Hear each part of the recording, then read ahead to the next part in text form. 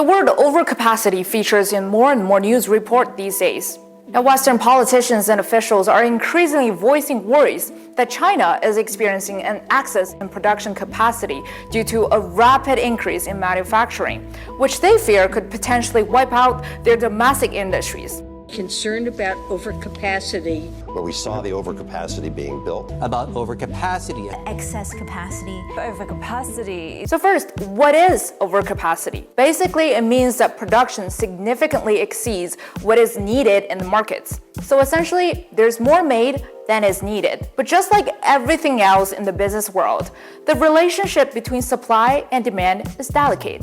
但不平衡它是个普遍的。适度的产大于需，它有利于的话就市场竞争，也有利于的话就优胜劣汰。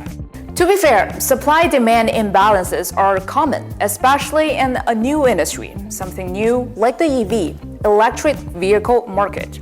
Now, we're seeing an increase in business investment in a number of new industries targeted by the PRC's industrial policy. And that includes electric vehicles. And a lot of times, companies don't make adjustments based on what happens at this very moment. To judge whether it's really excess capacity or not, we have to look at it from a long-term perspective. Now here's some data. According to predictions by China's State Information Center, the country's EV penetration rate, a number measuring the potential popularity of China's EVs, will likely to grow from 35% last year to 60% in 10 years. 10 years may sound like a long time, so let's take a look at a forecast for this year, 2024. According to Wang Chuanfu, chairman and president of BYD, China's largest EV car maker, actually the world's largest, China's monthly EV penetration rate will likely surpass 50% in 2024. So, huge demand. And domestically, economists say growth potential in China's third and fourth tier cities, as well as rural areas, is huge, especially for mini EVs. Here's my colleague Xu Yi in Liuzhou, southern Guangxi. It's a relatively small city, but the penetration rate for EVs in the city already exceeded 51% last year. These models are priced under 60,000 yuan, and they're much easier to park. They're specifically designed for city commuting and short trips. In a city like Liuzhou, around 70% of drivers travel alone or with just one companion, and they don't often travel long distances. Knowing exactly what locals need, the local government and the EV car makers have sought to deliver competitive prices and better designed infrastructure. In Liuzhou City, a 10-minute charging circle has been established within the urban area, with over 1,900 public charging stations and over 20,000 public charging infrastructure. And this extensive charging network also covers 99% of townships. So given the popularity right now and forecasts for even bigger demand ahead, both domestically and internationally, I guess overcapacity isn't an accurate term for China's EV production.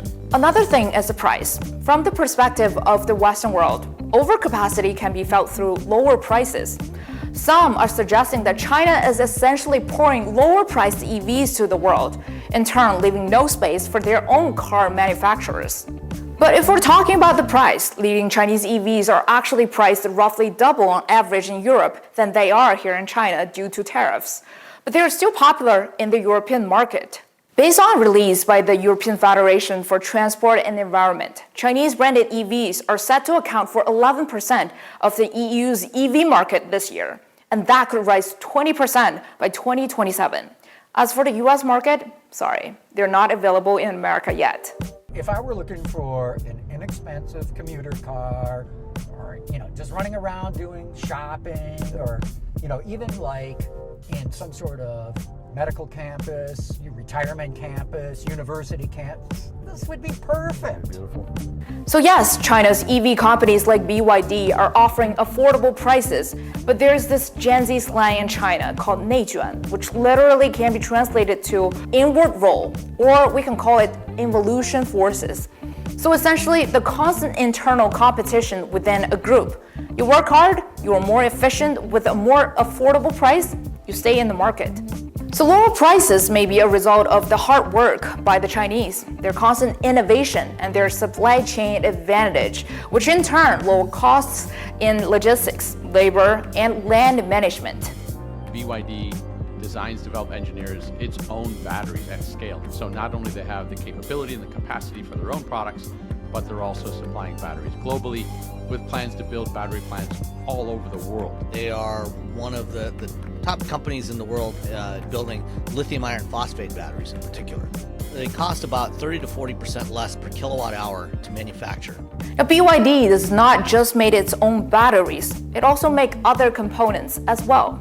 Take its EV seal as an example. 75% of the components were made in-house. So at a time when the whole world is pursuing green and low carbon transformation, at a time when we all wish to keep our climate commitments, the new energy sector will for sure continue to grow along with market demands for EVs and others. So why don't we just let them compete?